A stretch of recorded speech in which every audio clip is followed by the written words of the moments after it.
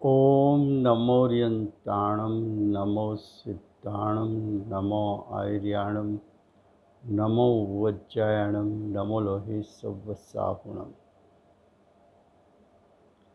मंगलं भगवान् वीरो मंगलं गौतमौगणी मंगलं कुन्दकुन्दार्यो जैनधर्मोऽस्तु मंगलम्। ओंकारबिन्दुसंयुक्तं नित्यं जायन्ति योगिनः कामदं मोक्षदं चैव ओंकाराय नमो नमः। अहो उपकार जिनवर्णो कुंदनो ध्वनि दिव्यनो जिन कुंद ध्वनियाप्या अहो आ गुरु कहाननो तुझ ज्ञान ध्यान नो रंग अमया दर्श रहो ओ शिव पद तक तुझ संग माता आठ ग्रह।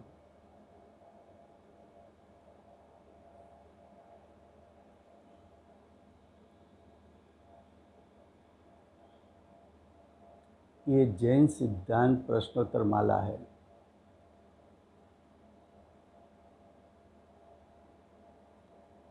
उसमें 10वां अधिकार मोक्ष मार्ग का स्वरूप चलता है। उसमें क्वेश्चन 138 मोक्ष मार्ग। मोक्ष मार्ग का अर्थ है मोक्ष का उपाय। मोक्ष मार्ग का अर्थ है साधक दशा। मोक्ष मार्ग का अर्थ है शुद्धाशुद्ध दशा।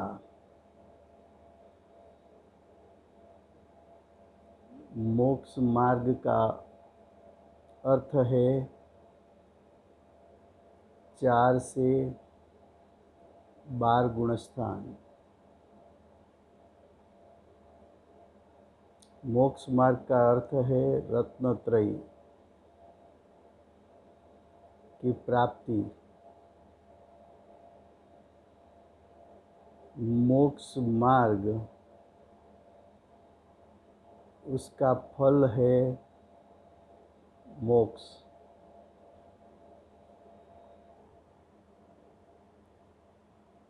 तो यहाँ क्वेश्चन किया गया कि मोक्ष मार्ग निरपेक्ष है। उसका अर्थ ये कि मोक्ष मार्ग निरपेक्ष है कि सापेक्ष है। तो उत्तर दिया कि मोक्ष मार्ग निरपेक्ष है।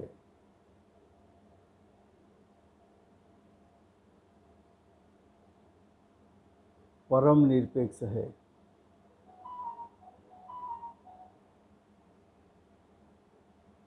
उसके लिए आधार दिया नियम सार गाथा 2। जो नियम सार उसमें 2 शब्द है, नियम प्लस सार। नियम का अर्थ होता है मोक्ष मार्ग। मोक्ष मार्ग में सारभूत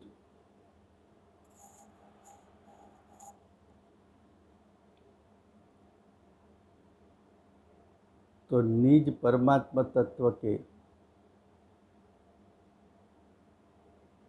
सम्यक श्रद्धा ज्ञान आचरण रूप शुद्ध रत्नत्रयात्मक मार्ग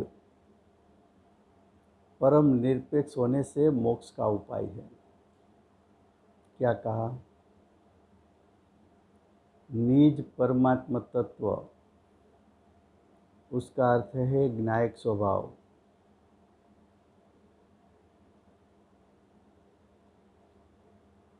ज्ञायक स्वभाव का सम्यक यानी यथार्थ ज्ञायक स्वभाव का श्रद्धान करना, उसका ज्ञान करना और स्वभाव के अनुसार अनुचरण करना। तब शुद्ध रत्नत्रयात्मक, शुद्ध यानी निश्चय, शुद्ध यानी निश्चय, रत्नत्रयात्मक એટલે सम्यक दर्शन ज्ञान चारित्र मार्ग परम निरपेक्ष होने से मोक्ष का उपाय है। निरपेक्ष क्यों कहा? तो कि उसमें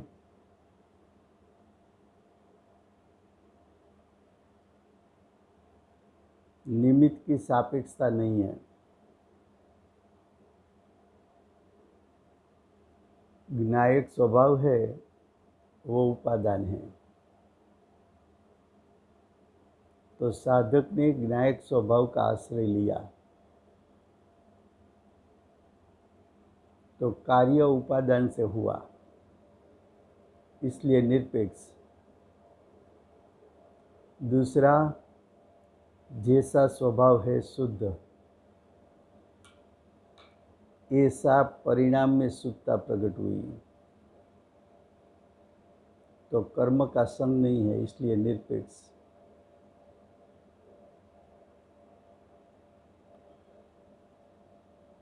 अब क्वेश्चन 139,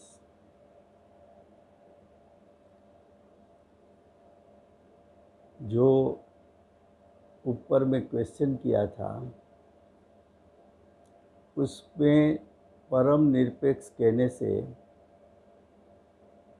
एकांत नहीं हो जाता, ऐसा प्रश्न किया है। तो उसका उत्तर एकांत नहीं होता। एकांत नहीं होता है। मोक्ष मार्ग परम निरपेक्ष है।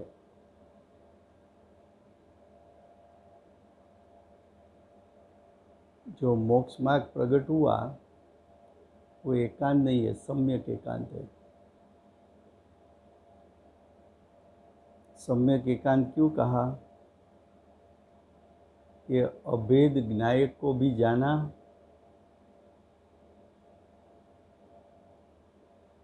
और उसमें प्रकट हुई शुद्ध पर्याय को भी जाना। तो अनुभूति के काल में ज्ञायक स्वभाव को भी जाना और वर्तमान में जो मोक्ष मार्ग प्रकट हुआ है उसको भी जाना। तो मोक्ष मार्ग अभेद का एक भेद है। अभेद के ज्ञान पूर्वक भेद का ज्ञान करना, उसको सम्यक एकांत कहने में आता है। क्वेश्चन 140,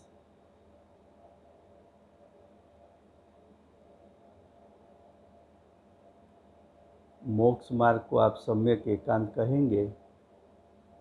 तो नेक्स्ट क्वेश्चन में पूछा गया तो फिर मोक्ष मार्ग को सम्यक अनेकांत किस प्रकार लागू होता है? मोक्ष मार्ग को सम्यक एकांत कहा तो मोक्ष मार्ग को सम्यक अनेकांत कैसे कहोगे?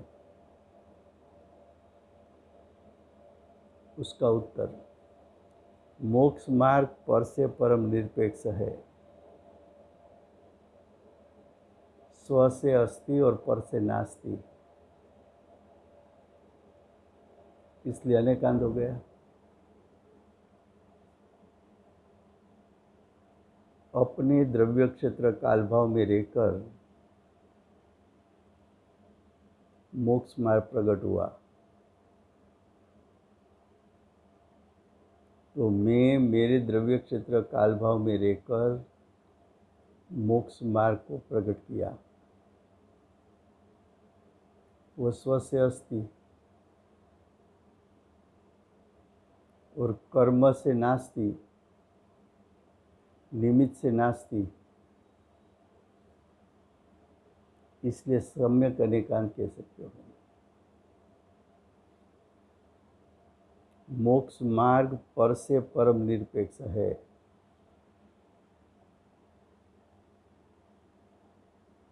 पर से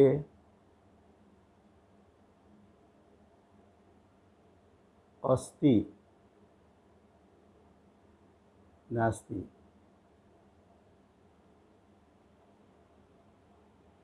और स्व से परम सापेक्ष, स्व से सापेक्ष उसका अर्थ अस्ति।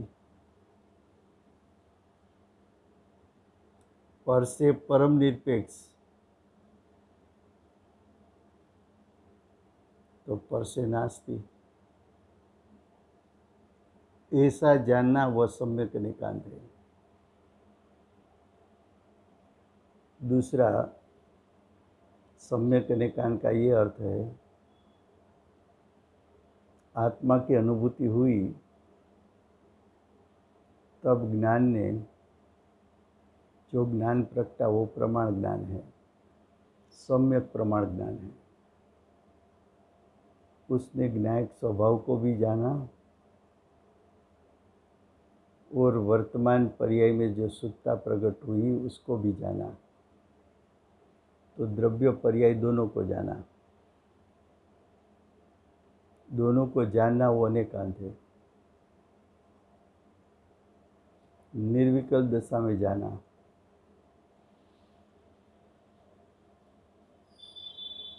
तो वो सम्यक अनेकांत है। क्वेश्चन 141।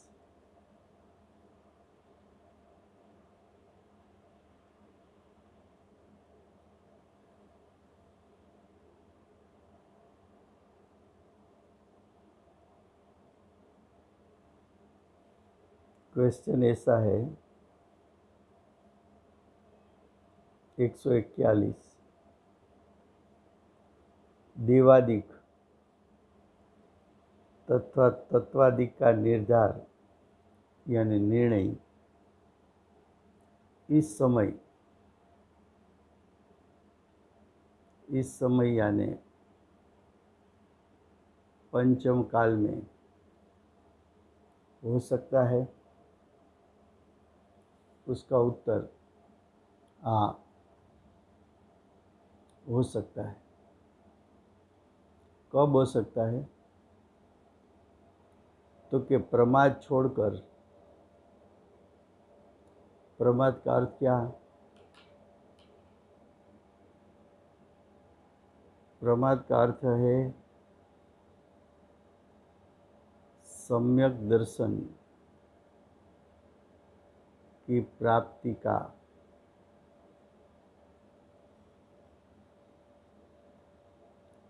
पुरुषार्थ नहीं करना।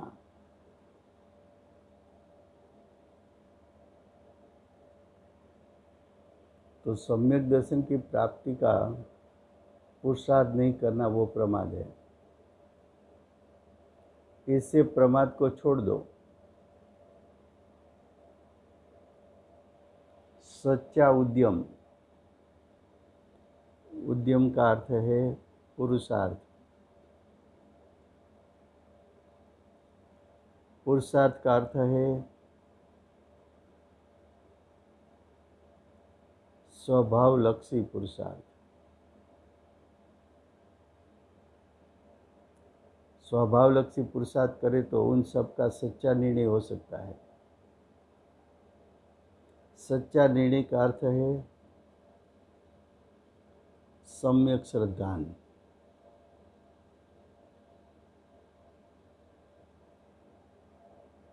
यदि कोई उनका विरुद्ध स्वरूप कहे तो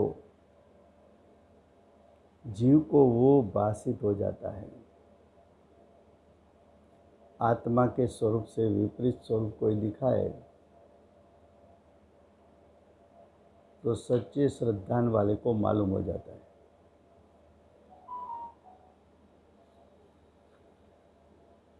अब क्वेश्चन 142,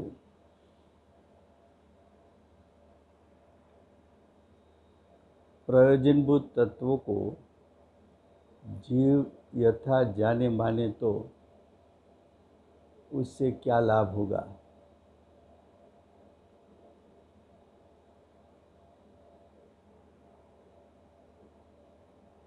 तो क्या उससे सम्यक दर्शन प्राप्त हो जाता है?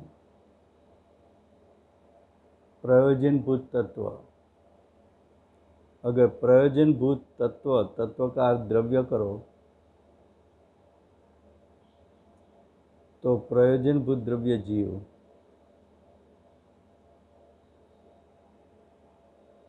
प्रयोजनभूत तत्व उस 7 तत्वों में प्रयोजनभूत तत्व संवर, निद्रा और मोक्ष।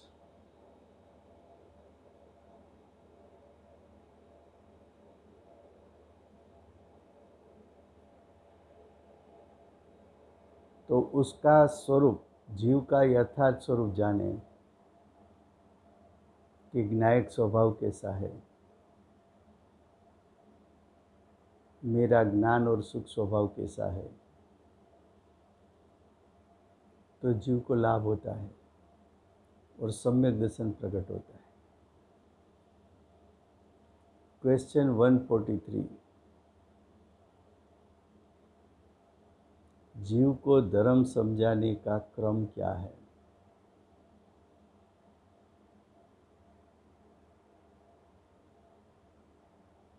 तो कि प्रथम तो परीक्षा करना चाहिए। कुदेव, कुगुरु और कुधर्म, कुदेव किसको कहे, कुगुरु किसको कहे, कुधर्म किसको कहे? तो मिथ्या मान्यता छोड़ दो।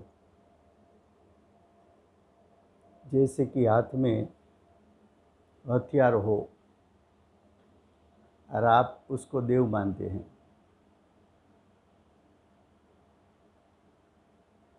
तो हथियार तो हिंसा का प्रतीक है, भय का प्रतीक है। तो देव कभी भी हिंसक नहीं होते, देव कभी भी भयभीत नहीं होते। देव ने श्रृंगार किया है तो देव वैरागवंत होना चाहिए कि श्रृंगारवंत होना चाहिए? देव परिग्रह वाले होना चाहिए कि परिग्रह से रहित होना चाहिए?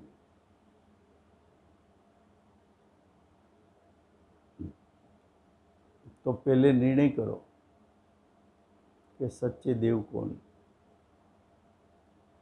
गुरु वस्त्र परिवर्तन करने से गुरुपना नहीं होता,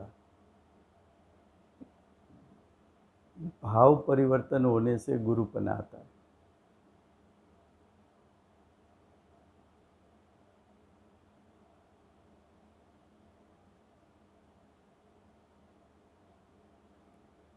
तो गुरु भगवा वस्त्र पहन लिया, सफ़ेद वस्त्र पहन लिया, केसरी वस्त्र पहन लिया, पेड़ के पत्ते में से बनाए हुए वस्त्र पहन लिया, चमड़े के वस्त्र पहन लिया, शरीर पर भभूति लगा दी, उससे कोई गुरुपना नहीं हो जाता। अंदर में से मोह राग द्वेष का नाश हुआ क्रोध मान माया लोभ का नाश हुआ। हास्य रति अरति शोक भय जुगुप्सा का नाश हुआ।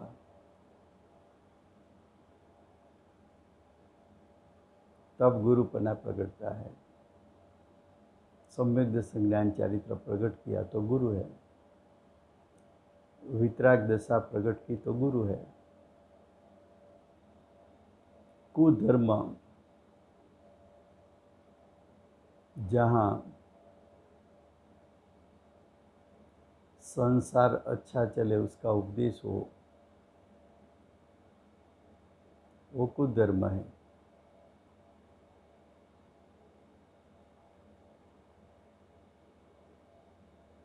तो जितनी विपरीत मान्यता है देव के संबंधी, गुरु के संबंधी, धर्म के संबंधी, वो छोड़कर सच्चे वितराग देव, परिपूर्ण वितराग अर्यन से परमात्मा, उसका श्रद्धान करो, उसका ज्ञान करो।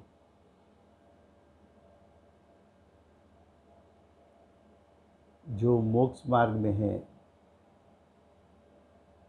ऐसे आचार्य उपाध्याय साधु को गुरु कहो।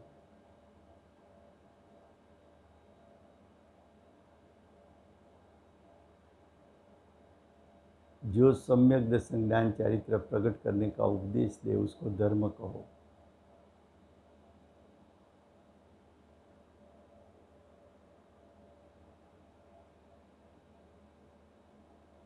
तो देखो, तो प्रथम परीक्षा करके कुदेव कुगुरु कुधर्म की मान्यता छोड़कर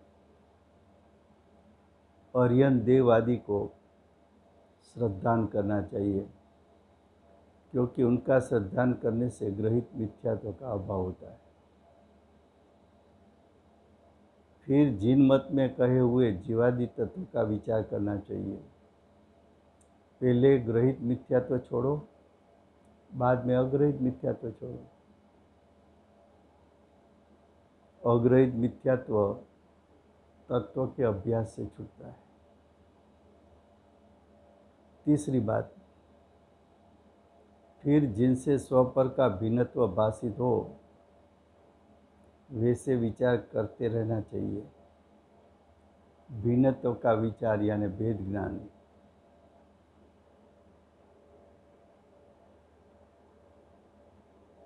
भिन्नत्व का अर्थ क्या है?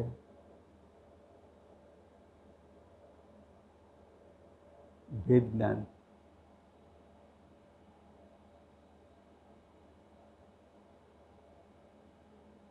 तो भिन्नत्व भाषित हो वैसे विचार करते रहना चाहिए, क्योंकि इस अध्यास से भेद ज्ञान होता है।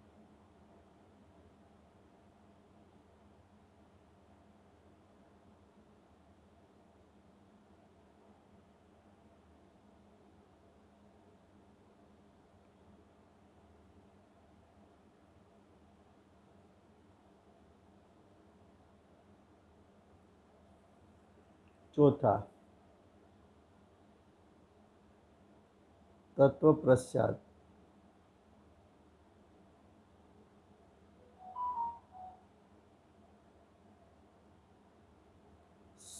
स्व में स्वपना मानने से यानी स्वस्वरूप का विचार करना चाहिए कि जिससे आत्मा की अनुभूति की प्राप्ति हो।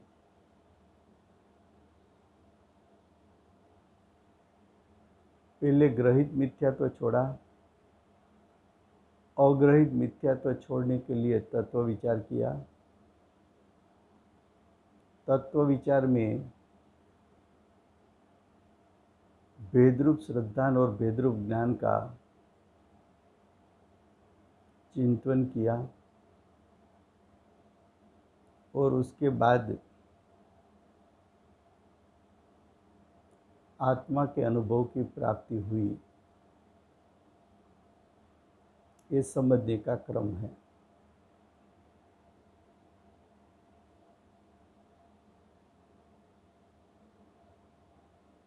अब क्वेश्चन 144 के ऊपर के प्रश्न में जो क्रम बताया उसका स्वीकार न करे तो क्या होगा। उसका उत्तर, जो इस क्रम का उल्लंघन करता है ऐसे जीव को देवादि की मान्यता भी ठिकाना नहीं रहता।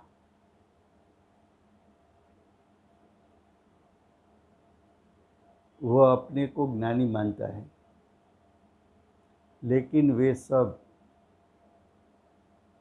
बाह्य चतुराई की बातें हैं। इसलिए जब तक जीव को सच्चे सम्यक दर्शन की प्राप्ति न हो तब तक क्रम पूर्वक उपरोक्त अनुसार कार्य करना चाहिए।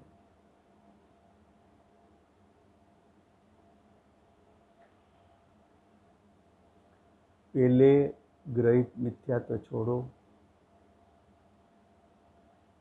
बाद में अग्रहित छोड़ने के लिए तत्व विचार करो। तत्व विचार में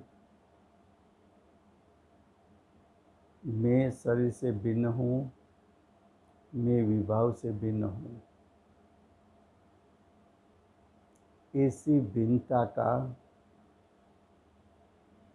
श्रद्धान और ज्ञान करो। ऐसा पहले सविकल्प दशा में होता है। तत्व का विचार इतना बढ़ जाता है कि मन के संग में जो तत्व विचार चलता था वो छूट जाएगा और ज्ञायक ग्रहण हो जाएगा। तब जीव को मोक्ष मार्ग प्रकट होता है। क्वेश्चन 145,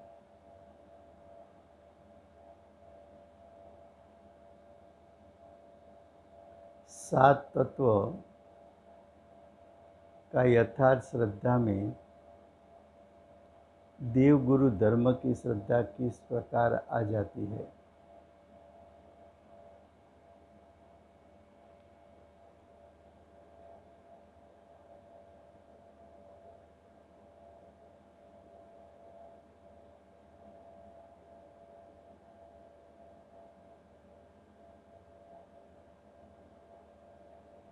उत्तर, मोक्ष तत्व सर्वज्ञ वितराग स्वभाव है। उसके धारक अर्यंत है, वे ही निर्दोष देव है। इसलिए जिसे मोक्ष तत्व की श्रद्धा है उससे सच्चे देव की भी श्रद्धा है। तो सात तत्व में मोक्ष तत्व उसको देव कहा, अर्यंत को भाव मोक्ष है, सिद्ध को भाव मोक्ष और द्रव्य मोक्ष दोनों हैं।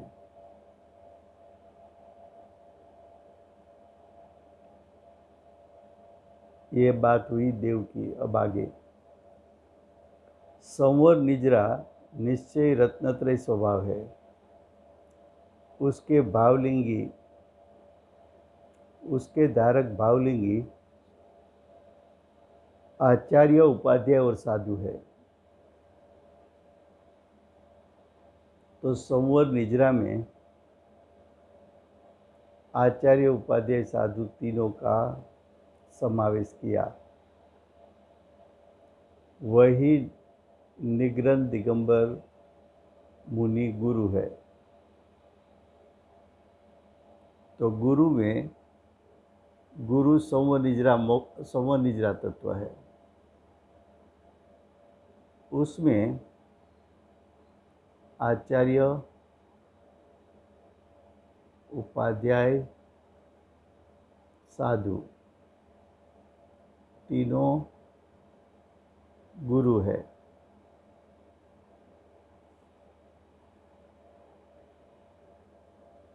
अब तीसरी बात, जीव तत्व का स्वभाव राग आदि घात रहित शुद्ध चैतन्य प्राणमय है। उस स्वभाव सहित अहिंसा धर्म है। इसलिए जिसे शुद्ध जीव तत्व की श्रद्धा हो उससे बीज आत्मा की अहिंसा धर्म की श्रद्धा है। क्या कहा? जीव में जीवत्व शक्ति है, उसका कार्य भाव प्राण है। जो जीव अपने परिणाम में मोह राग द्वेष उत्पन्न नहीं करेगा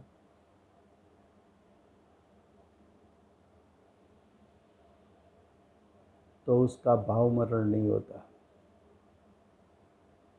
भाव मरण नहीं होना वही धर्म है। जीव के पास जीवत्व नाम की शक्ति है। जीव का जीवन जीवत्व शक्ति के कारण है। जीवत्व शक्ति से जीव को भाव प्राण मिलता है और भाव प्राण मिलने से जीव को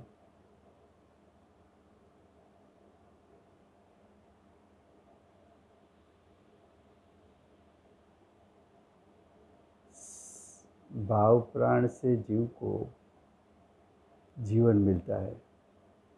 वो उसका अहिंसा धर्म है। दूसरा, जब जीव अपने में हिंसा का भाव उत्पन्न ही नहीं करेगा तो बाद में हिंसा की क्रिया भी नहीं होगी।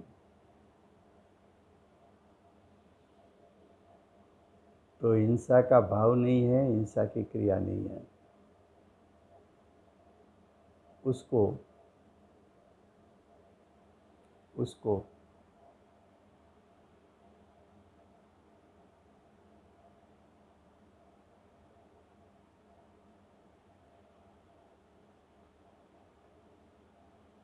धर्म कहने में आता है। अब क्वेश्चन 146, सम्यक्त्व किसे कहते हैं? तो सम्यक्त्व की भिन्न भिन्न प्रकार की व्याख्या है। सभी का भाव एक है। उसका उत्तर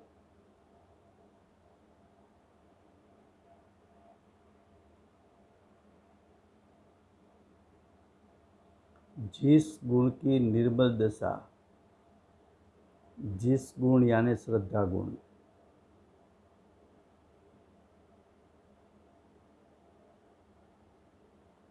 श्रद्धा गुण की निर्मल दशा प्रकट होने से अपने शुद्धात्मा का प्रतिभास हो। प्रतिभास यानी शुद्धात्मा की प्रतीति हो।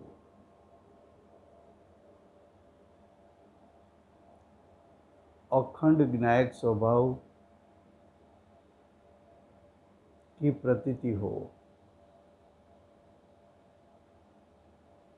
उसे सम्यक्त्व कहते हैं। दूसरी परिभाषा है सच्चे देवगुरु धर्म में दृढ़ प्रतीति हो, उसको सम्यक दर्शन कहते हैं या तो सम्यक्त्व कहते हैं।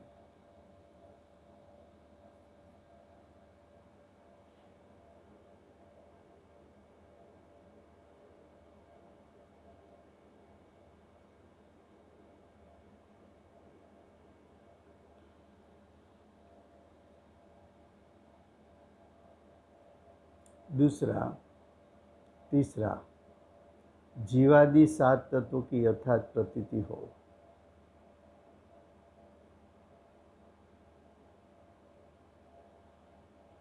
उसको सम्यक दर्शन कहते हैं। तीसरा, स्व पर का श्रद्धान। स्व पर का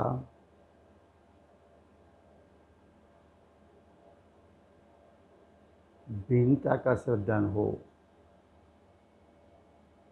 उसको भी सम्यक दर्शन कहते हैं। आत्मश्रद्धान। आत्मश्रद्धान यानी विनायक का श्रद्धान, उसको सम्यक दर्शन कहते हैं। कुछ शास्त्रों ने षट द्रव्य पंचास्तिकाय, उसके श्रद्धान को भी सम्यक दर्शन कहा है।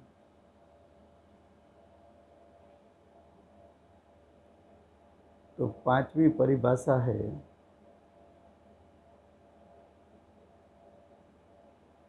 षट द्रव्य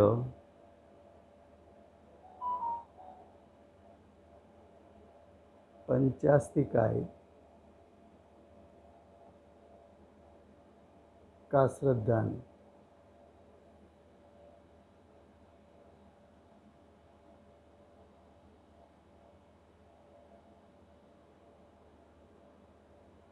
उससे सम्यक तो कहते हैं। उन लक्षणों से अविनाभाव सहित जो श्रद्धा होती है वो निश्चय सम्यक दर्शन है।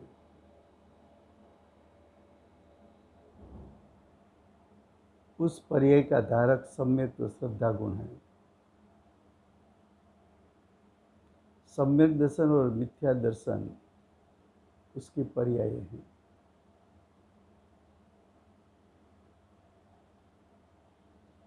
आत्मा में एक श्रद्धा नाम का गुण है।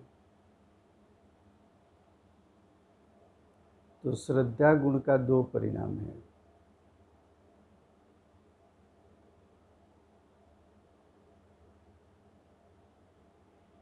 मिथ्या अभिप्राय हो तो मिथ्या दर्शन,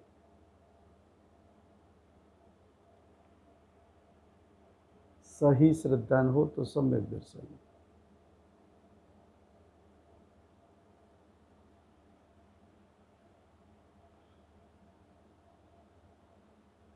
क्वेश्चन 147, सम्यक दर्शन होने पर श्रद्धा कैसी होती है?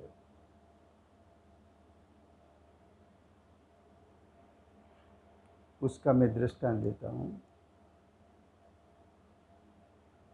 जब बेटी की एंगेजमेंट हुई उसी समय से उसका अभिप्राय पलट गया कि ये घर मेरा नहीं।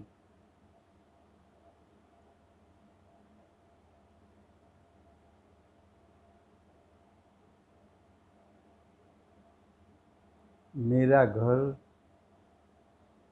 अब मेरे पति का घर, वो मेरा घर है।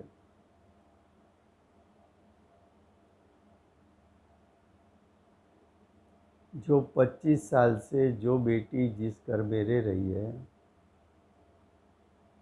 और उसका अभिप्राय था कि ये घर मेरा है, एक समय में यहाँ से मेरा पन्ना छूट गया। अब हर पल जिस घर में जाना है वो घर मेरा है, वो अभिप्राय में आ गया। तो अब जो कार्य करेगी वो जिस घर में जाना है उस घर को ध्यान में रखकर कार्य करेगी। उसी प्रकार जब सम्यक दर्शन होता है तब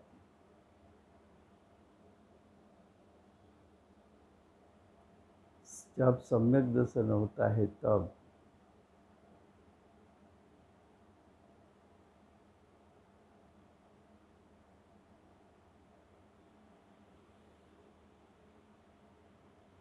जो जीव को मैं मनुष्य हूँ, सम्यक दर्शन नहीं हुआ था तब तक मैं मनुष्य हूँ, ये सातत्य रूप प्रति समय परिणति में रहता था। अब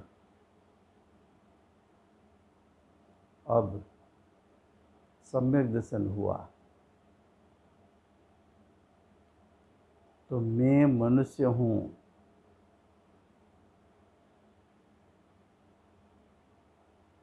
वो जन्म से जो भाव था या तो अनादि का भाव था कि ये शरीर में हूँ, मनुष्य में वो मैं हूँ, वो सम्यक दर्शन होने से वो भाव पलटकर मैं ज्ञायक हूँ, ये अभिप्राय हो गया। अब ज्ञानी का प्रति समय जो कार्य होगा वो मैं ज्ञायक हूँ, उसको ध्यान में रखते हुए होगा।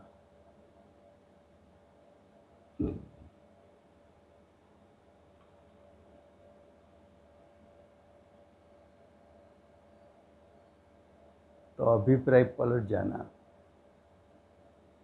मैं मनुष्य हूँ, उसमें से मैं ज्ञायक हूँ।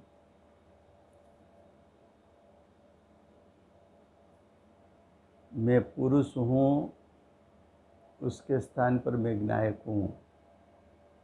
जिस समय वो अभिप्राय पलटा उस समय से शादी अनंत काल तक उसकी लब्ध रूप परिणति में उसकी परिणति में मैं ज्ञायक हूँ ये भाव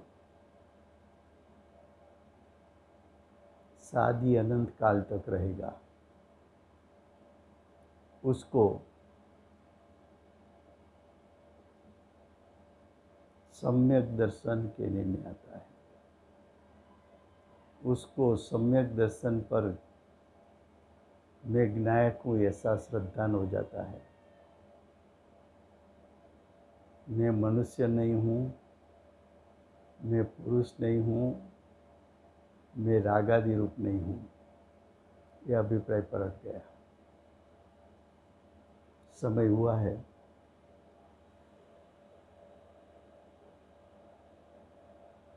दिव्य ध्वनि के दातार श्री सिमंदर भगवान की जय हो।